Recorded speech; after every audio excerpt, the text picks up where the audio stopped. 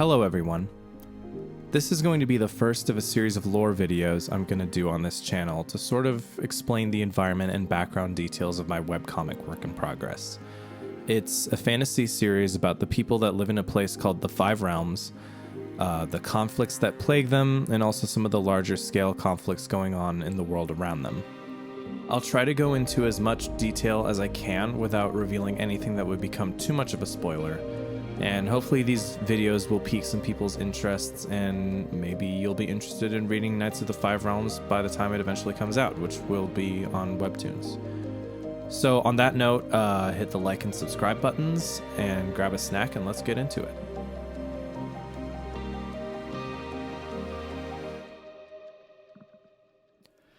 The Five Realms occupy the land of the Northern Continent, an ancient place that holds many secrets and mysteries. It is joined to the southern continent via the Isthmus of Archangel, which is home to several independent city-states with ancient roots. These cities, Avim, Nivim, Nail, and Arcaracel, have relations with, but are not part of any of the neighboring kingdoms, the Five Realms.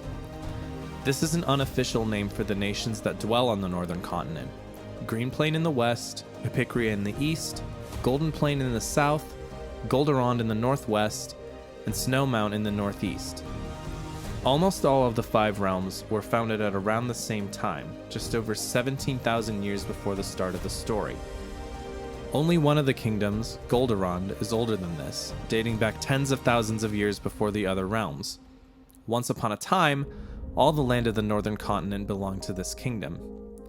It was founded when Honoravain, chieftain of the Varan clan of Grey Elves, united his kindred clans into the Exotha tribe, and subsequently united all three of the other Grey Elf tribes, along with the other elf kinds that dwelled in the land as well.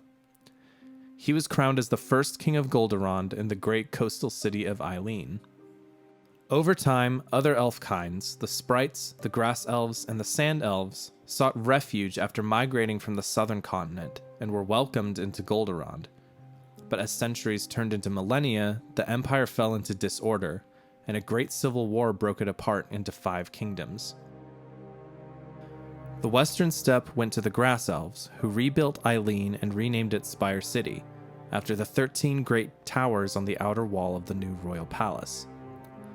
The newly dubbed Kingdom of Green Plain bordered Golderond in the northern moorlands and stretched east to the Great Forest and south to the sands.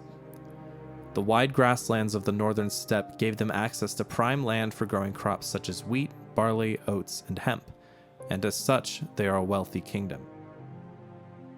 The Yeti had started to pioneer the eastern mountains long before the fall of the Golderond Empire, exploring the region where once there was a great glacier. Unlike the other elf kinds, they hardly bothered with the war and mostly kept to themselves. As they vacated the Great Forest, they left it in the care of a small, humble elf kind, the Sprites. The Great Forest of Epicria stretched from the center of the continent and far to the east, across to the other side of the Bay of Anjor. This bay was named for Anjor the Great, a Sprite chieftain from ancient times who guided his people across the sea to escape a mysterious danger in their ancestral homeland in the southern continent. The Yeti, recognizing that he and his people came in peace, allowed them to stay. Anjor's descendants were later entrusted by the Yeti with protecting the forest, and so Epicria became their kingdom when Golderond broke apart. Here they lived a peaceful, semi-nomadic life, harvesting their food from the wilds of the forest, and caring not of farming or agriculture. The south of the continent went to the Sand Elves, and they called their kingdom Golden Plain after the desert that stretched through the heart of the realm. While this area was largely uninhabitable, the coastal regions and islands provided fertile soil, allowing them to grow a great variety of grains, fruits, and other crops. The mountains were also home to precious metal ore, allowing them to become the first kingdom to learn to craft bronze. Golden Plain is thus the second wealthiest kingdom after Green Plain. Because of the vast space between population centers, Haraphet, the first king of Golden Plain, gave equal rule to his 2 children upon his death. His son, Prince Liliach, would rule from Narrow Isle in the west, and his daughter, Princess Sassafet, would rule from the Red Mountains in the east. and they would carry separate lines of descent through their own houses, a tradition that remains to this day.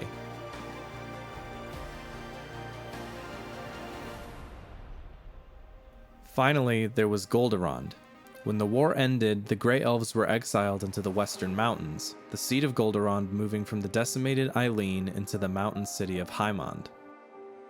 Shortly thereafter, the Varan line of kings went extinct, and the crown passed into House Atzarine, whose descendants rule Golderond to this day. They built many new cities in the mountains, eventually coming to regard them as their home and settling into an uneasy peace with their neighbors. However, the loss of their ancient capital has never been forgotten, and some within Golderond wish to return it to its former glory. Thank you for watching. The next video will probably go more in depth into one of the 5 realms. If you have one you'd like to hear more about in particular, drop it in the comments. Until then, have a great rest of your day, and I'll see you next time.